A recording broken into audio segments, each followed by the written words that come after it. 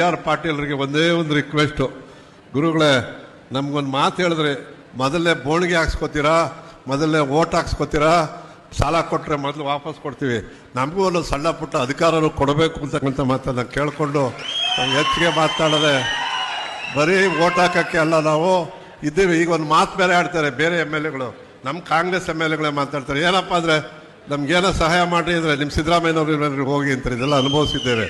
ಸಿದ್ದರಾಮಯ್ಯನವ್ರು ಇದ್ದಾರೆ, ನೀವು ಗೆದ್ದಿರೋದು ಸಿದ್ದರಾಮಯ್ಯನವರಿಂದಾನೆ ಅನ್ನೋದನ್ನು ಕೂಡ ಅರಿವಿಟ್ಕೊಳ್ಳಿ ನೀವು ಶಾಸಕರು.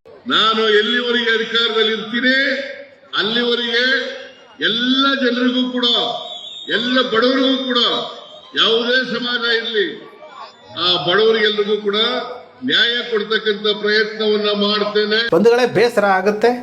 ಹಲವಾರು ಜನಕ್ಕೆ ಇವ್ರು ಮಾತನಾಡ್ತಾನೆ, ಯಾಕೆ ಮಾತನಾಡ್ತಾ ಇದ್ದಾನೆ ಅಂತ ಅನ್ನಿಸ್ಬೋದು. ಆದರೆ ಅನಿವಾರ್ಯತೆ, ಹೊಟ್ಟೆ ಹಸಿದಿದೆ, ಊಟ ಮಾಡಲೇಬೇಕು. ಬೇರೆಯವರಿಗೆಲ್ಲ ನಾವು ಊಟ ಹಾಕ್ತಾ ಇದ್ದೀವಿ, ಆದರೆ ಕುರುಬ ಸಮುದಾಯದಲ್ಲಿ ಹೊಟ್ಟೆ ಹಸ್ಕೊಂಡಿದ್ದೀವಿ. ಆದರೂ ಸಹ ನೀರು ಕುಡ್ಕೊಂಡು, ಗಂಜಿ ಕುಡ್ಕೊಂಡು ಇವತ್ತು ಸಂತೋಷವಾಗಿರೋದಕ್ಕೆ ಪ್ರಯತ್ನ ಮಾಡ್ತಾ ಇದ್ದೀವಿ. ದಯಮಾಡಿ ಕುರುಬ ಸಮುದಾಯಕ್ಕೂ ಸಹ ಹೊಟ್ಟೆ ತುಂಬುವಷ್ಟು ಅನ್ನ ಕೊಡದೆ ಹೋದ್ರೂ ಪರವಾಗಿಲ್ಲ, ಅರೆ ಹೊಟ್ಟೆನಾದರೂ ಕೊಡಿ ಅಂತೇಳಿ ಈ ರಾಜ್ಯದ ಮುಖ್ಯಮಂತ್ರಿಗಳಲ್ಲಿ ಮನವಿ ಮಾಡ್ಕೊಳ್ತಾ ಇದ್ದೀವಿ. ಉದ್ಯೋಗದಲ್ಲಿ ಸಮಾನತೆ, ಶಿಕ್ಷಣದಲ್ಲಿ ಸಮಾನತೆ, ಆರ್ಥಿಕವಾಗಿ ಸಮಾನತೆ, ರಾಜಕೀಯವಾಗಿ ಸಮಾನತೆ, ಇದು ಬರದೇ ಹೋದರೆ ಸಮಾಜವನ್ನು ನಿರ್ಮಾಣ ಮಾಡಲಿಕ್ಕೆ ಸಾಧ್ಯನೇ ಆಗಲ್ಲ. ಇನ್ನು ಹೇಳ್ತಲೇ ಇರಬೇಕಾಗುತ್ತೆ.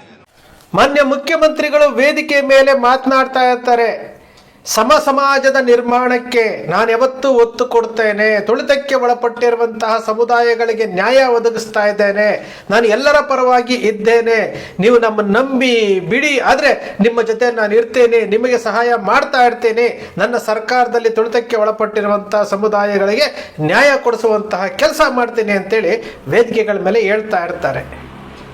ಅದೇ ಹಿಂದುಳಿದ ವರ್ಗದ 2A ನಲ್ಲಿರುವಂತಹ ಒಂದು ಕುರುಬ ಸಮುದಾಯ ಅಂತ ಒಂದಿದೆ.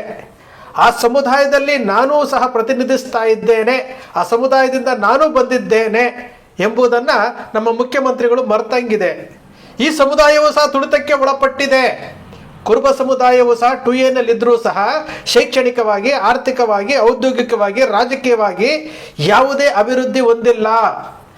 ಜಯಪ್ರಕಾಶ್ ಹೆಗಡೆಯವರು ಕೊಟ್ಟಿರುವಂಥ ಸಾಮಾಜಿಕ, ಶೈಕ್ಷಣಿಕ, ಆರ್ಥಿಕ ಜಾತಿ ಗಣತಿ ವರದಿನಲ್ಲಿ ಕುರುಬ ಸಮುದಾಯ ಅಲೆಮಾರಿ ಸಮುದಾಯಕ್ಕಿಂತಲೂ ಹಿಂದುಳಿದಿದೆ ಅಂತೇಳಿ ಆ ವರದಿನಲ್ಲಿ ಕೊಟ್ಟಿರುವಂಥದ್ದು ನಾವು ನೋಡಿದ್ದೇವೆ. ಈ ಸಮುದಾಯವನ್ನು ಯಾಕೆ ಪರಿಗಣನೆಗೆ ತಗೊಳ್ತಾ ಇಲ್ಲ? ಈ ಸಮುದಾಯವೂ ಸಹ ಹಿಂದುಳಿದ ವರ್ಗದಲ್ಲಿಯೇ ಇದೆಯಲ್ವಾ? ಬೀದರ್ನಿಂದ ಚಾಮರಾಜನಗರದವರೆಗೂ ಅತಿ ದೊಡ್ಡದಾದಂತಹ ಒಂದು ಸಮುದಾಯ ಇದೆಯಲ್ಲ, ಯಾತಕ್ಕೆ ಈ ಸಮುದಾಯವನ್ನು ಪರಿಗಣನೆಗೆ ತೆಗೆದುಕೊಳ್ತಾ ಇಲ್ಲ? ಆ ಶೋಷಿತರ ವರ್ಗದಲ್ಲಿ ಕುರುಬ ಸಮುದಾಯವೂ ಇದೆ, ಹಿಂದುಳಿದ ವರ್ಗದಲ್ಲಿ ಆ ಕುರುಬ ಸಮುದಾಯವೇ ಇದೆ. ಈ ಕುರುಬ ಸಮುದಾಯದ ಮೇಲೆ ನಡೀತಾ ಇರುವಂತಹ ಅಟ್ರಾಸಿಟಿ, ದೌರ್ಜನ್ಯಗಳು, ಅಂಕೆ ಸಂಖ್ಯೆಗಳನ್ನು ನೋಡಿದ್ರೆ ಬೆಚ್ಚಿ ಬೀಳಿಸುವಂಥ ಅಂಕೆ ಸಂಖ್ಯೆಗಳಿದ್ದಾವೆ. ಯಾತಕ್ಕೆ ಈ ಸಮುದಾಯಕ್ಕೆ ಯಾವುದೇ ರೀತಿಯಾದಂತಹ ನೆರವು ಸಿಗ್ತಾ ಇಲ್ಲ? ನಾವು ಪದೇ ಪದೇ ಕೇಳ್ತಾ ಇದ್ದೇವೆ. ಕಳೆದ 2013ರಿಂದ 2018ರವರೆಗೂ ನಾವು ಕೇಳ್ಕೊಳ್ತಾ ಬಂದ್ವಿ, ಎಲ್ಲ ಜಾತಿಗಳಿಗೂ ಅಭಿವೃದ್ಧಿ ನಿಗಮ ಇದೆ, ಕುರುಬರಿಗೆ ಯಾಕಿಲ್ಲ ಕೊಡಿ ಅಂತೇಳಿ ಕೇಳ್ತಾ ಬಂದ್ವಿ, ಕೊಡಲಿಲ್ಲ. ಬೇರೆ ಬೇರೆ ಸರ್ಕಾರಗಳಿಗೂ ಕೇಳ್ಕೊತಾ ಬಂದ್ವಿ, ಕೊಡಲಿಲ್ಲ. ಈಗಲೂ ಸಹ 2023ರಿಂದ ನಿರಂತರವಾಗಿ ಕುರುಬರ ಅಭಿವೃದ್ಧಿ ನಿಗಮ ಮಾಡಿ 1,000 ಕೋಟಿ ರೂಪಾಯಿ ಪ್ರತ್ಯೇಕವಾಗಿ ಇಡಿ ಅಂತೇಳಿ ಕೇಳ್ತಾನೆ ಬರ್ತಾ ಇದ್ದೀವಿ. ಜನಸ್ಪಂದನದಲ್ಲಿ ನಿಂತ್ಕೊಂಡು ಅರ್ಜಿ ಕೊಟ್ಟಿದ್ದೀವಿ, ಇದುವರೆಗೂ ಅದು ಹಾಗೇ ಇಲ್ಲ. ಯಾಕೆ? ಕರ್ನಾಟಕದಲ್ಲಿ ಎಲ್ಲ ಜಾತಿಗಳಿಗೂ ಒಂದು ನಿಗಮ ಇದೆ, ಅಭಿವೃದ್ಧಿ ನಿಗಮ ಇದೆ, ಎಲ್ಲ ಜಾತಿಗಳಿಗೂ ಇದೆ. ಕುರುಬ ಸಮುದಾಯವನ್ನು ಹೊರತುಪಡಿಸಿ ಯಾತಕ್ಕೆ? ಈ ಸಮುದಾಯಕ್ಕೆ ಅರ್ಹತೆ ಇಲ್ವಾ? ಈ ಸಮುದಾಯಕ್ಕೆ ಯಾವುದೇ ಕೇಳುವಂಥ ಅರ್ಹತೆ ಇಲ್ವಾ? ಸಂವಿಧಾನ ಕೊಟ್ಟಿರುವಂಥ ಹಕ್ಕನ್ನು ನಾವು ಕೇಳ್ತಾ ಇದ್ದೀವಲ್ಲ, ಯಾತಕ್ಕೆ ಕೊಡ್ತಾ ಇಲ್ಲ? ಈ ಸಮುದಾಯದ ಕುರಿಗಾರರ ಮೇಲೆ, ಕುರಿಗಾರರು ಬರೀ ಕುರುಬರಲ್ಲಿ ಮಾತ್ರ ಇಲ್ಲ, ಎಲ್ಲ ಸಮುದಾಯದಲ್ಲಿ ಇವತ್ತು ಕುರಿಗಾಹಿಗಳಿದ್ದಾರೆ. ಆದರೆ ಹೆಚ್ಚಿನ ಸಂಖ್ಯೆಯಲ್ಲಿ ಕುರುಬರಿದ್ದಾರೆ. ದೌರ್ಜನ್ಯ ಆಗ್ತಾ ಇದೆ, ಸಿಕ್ಕರೆಲ್ಲ ದೌರ್ಜನ್ಯ ಮಾಡ್ತಾ ಇದೆ. ಅದೇ ಕುರಿಗಾರರ ಸಂರಕ್ಷಣಾ ಕಾಯ್ದೆ ಮಾಡಿ ಅಂತೇಳಿ ಹೋರಾಟ ಮಾಡಿ ಅರ್ಜಿ ಕೊಟ್ಟಾಗ ಏನು ನಾಮಕಾವಸ್ಥೆಗೆ ವಿಧಾನಸಭೆಯಲ್ಲಿ, ವಿಧಾನ ಪರಿಷತ್ನಲ್ಲಿ ಮಂಡನೆ ಆಗುತ್ತೆ, ಚರ್ಚೆ ಆಗೋದಿಲ್ಲ. ಅಲ್ಲಿ ಕುರಿಗಳನ್ನು ಮೇಯಿಸೋದಕ್ಕೆ ಅರಣ್ಯ ಸಂರಕ್ಷಣಾ ಪ್ರದೇಶಗಳಲ್ಲಿ ಬಿಡೋದಿಲ್ಲ ಅಂತಾರೆ. ಆ ಕುರಿಗಾರರ ಸಂರಕ್ಷಣೆಗೋಸ್ಕರವಾಗಿ 500 ಕೋಟಿ ರೂಪಾಯಿ ತೆಗೆದಿರಿಸಬೇಕು ಅನ್ನೋದು ಗೊತ್ತಿಲ್ಲ. ಹಾಗಾದರೆ ಕುರಿಗಾರರ ಸಂರಕ್ಷಣಾ ಕಾಯ್ದೆ ಯಾಕೆ? ನಮ್ಮ ಸಮುದಾಯದ ಯಾವ 14 ಜನ ಶಾಸಕರುಗಳು ಸಹ ಬಾದಾಮಿಯ ಶಾಸಕರು ಬಿಟ್ಟರೆ ಬೇರೆ ಯಾರು ಮಾತಾಡಿದ್ರು? ವಿಶ್ವನಾಥ್ ಅವರು ವಿಧಾನ ಪರಿಷತ್ತಲ್ಲಿ ಮಾತಾಡಿದ್ರ, ಯತೀಂದ್ರ ಅವರು ಮಾತಾಡಿದ್ರ, 14 ಜನ ಶಾಸಕರು ಮಾತಾಡೇ ಇಲ್ಲ. ಅವ್ರು ಮಂಡಿಸಿದ್ರು, ಅದ್ರ ಬಗ್ಗೆ ಚರ್ಚೆನೂ ಆಗಲಿಲ್ಲ. ಅದು ಒಂದು ಏನೋ ಕಾಯ್ದೆ ಅಂತ ಮಾಡ್ಕೊಂಡಿದ್ದಾರೆ, ಹಲ್ಲು ಕಿತ್ತ ಹಾವಿನ ರೀತಿಯಲ್ಲಿ ಇದೆ. ಹಾಗಾದರೆ ಈ ಸಮುದಾಯಕ್ಕೆ ಏನು ಕೊಟ್ಟಿದ್ದಾರೆ ಅಂದರೆ ಏನೂ ಇಲ್ಲ. ಒಂದು ಡಿಗ್ರಿ ಕಾಲೇಜ್ ಇಲ್ಲ ಈ ಸಮುದಾಯಕ್ಕೆ ಒಂದು ಡಿಗ್ರಿ ಕಾಲೇಜ್ ಇಲ್ಲ.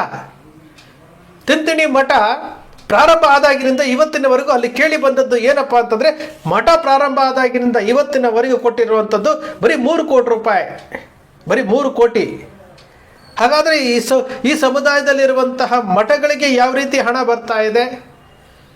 ನಾವು ಯಾರನ್ನ ಕೇಳಬೇಕು ಹೋಗಿ? ಏನಾದರೂ ಕೇಳಿದ್ರೆ ನಿಮ್ಮವರೇ ಮುಖ್ಯಮಂತ್ರಿ ಇದ್ದಾರೆ. ಯಾವ ಕೆಲಸವೂ ಆಗ್ತಾ ಇಲ್ಲ. ಈ ಸಮುದಾಯದಲ್ಲಿ ಘನತೆಯನ್ನು ಹೆಚ್ಚಿಸುವಂತಹ ನಮ್ಮ ಮುಖ್ಯಮಂತ್ರಿಗಳು ಇವತ್ತು ಪಟ್ಟದಲ್ಲಿ ಇದ್ದಾರೆ ಅನ್ನೋ ಒಂದು ಹೆಮ್ಮೆ ಬಿಟ್ಟರೆ ನಮಗೆ ಸಮುದಾಯಕ್ಕೆ ಯಾವುದೇ ರೀತಿಯಾದಂತಹ ಅನುಕೂಲಗಳಾಗ್ತಾ ಇಲ್ಲ. ಸಮುದಾಯದ ಆಸ್ತಿಗಳು ಇವತ್ತು ಲೆಕ್ಕ ಇಲ್ದಂಗೆ ಹೋಗ್ತಾ ಇದೆ. ವೇದಿಕೆಯ ಮೇಲೆ ಕರ್ನಾಟಕ ಪ್ರದೇಶ ಕುರುಬರ ಸಂಘದ ಗುದ್ದಲಿ ಪೂಜೆಯಲ್ಲಿ ವೇದಿಕೆಯ ಮೇಲೆ ಸಿದ್ದರಾಮಯ್ಯನವರು ಹೇಳಿರುವಂಥದ್ದು ಮೈಸೂರಿನ 12 ಎಕರೆ ಜಾಗದಲ್ಲಿ ಇಂಜಿನಿಯರಿಂಗ್ ಕಾಲೇಜ್ ಕಟ್ಟೋದಕ್ಕೆ 9 ಕೋಟಿ ರೂಪಾಯಿನ ಕಲೆಕ್ಷನ್ ಮಾಡಿಕೊಟ್ಟೆ, ರಾಮಚಂದ್ರಪ್ಪ ಇದನ್ನು ಹಾಳು ಮಾಡ್ದ ಅಂತ ಹೇಳ್ತಾರೆ. ಆ 9 ಕೋಟಿ ರೂಪಾಯಿ 2013ರಲ್ಲಿ ಆಗಿರುವಂಥದ್ದು ಇವತ್ತಿಗೆ ಎಷ್ಟು ಬೆಲೆ ಬಾಳ್ತಿತ್ತು, ಏನಾಯಿತು ಅಂತ ಗೊತ್ತಿಲ್ಲ. ಇಂಜಿನಿಯರಿಂಗ್ ಕಾಲೇಜು ಏನಾಯಿತು ಅಂತ ಗೊತ್ತಿಲ್ಲ. ಅದು ಇವಾಗ ಮಳೆಗೆ, ಗಾಳಿಗೆ, ಬಿಸಿಲಿಗೆ ಬಿದ್ದು ಒದ್ದಾಡ್ತಾ ಇದೆ. ಒಂದು ಡಿಗ್ರಿ ಕಾಲೇಜ್ ಇಲ್ಲ ಸರಿಯಾದಂಥದ್ದು, ಲೆಕ್ಕಾಚಾರಗಳಿಲ್ಲ, ಯಾವುದನ್ನು ಕೇಳ್ತಾ ಇಲ್ಲ. ಏನಾದರೂ ಮಾತಾಡಿದ್ರೆ, ಏನಾದರೂ ಪ್ರಶ್ನೆ ಮಾಡಿದ್ರೆ ನೇರವಾಗಿ ಮುಖ್ಯಮಂತ್ರಿಗಳ ಕಡೆ ಕೈ ತೋರಿಸ್ತಾರೆ, ಮುಖ್ಯಮಂತ್ರಿಗಳನ್ನು ತೋರಿಸ್ತಾರೆ, ಪ್ರಶ್ನೆ ಮಾಡೋಂಗಿಲ್ಲ.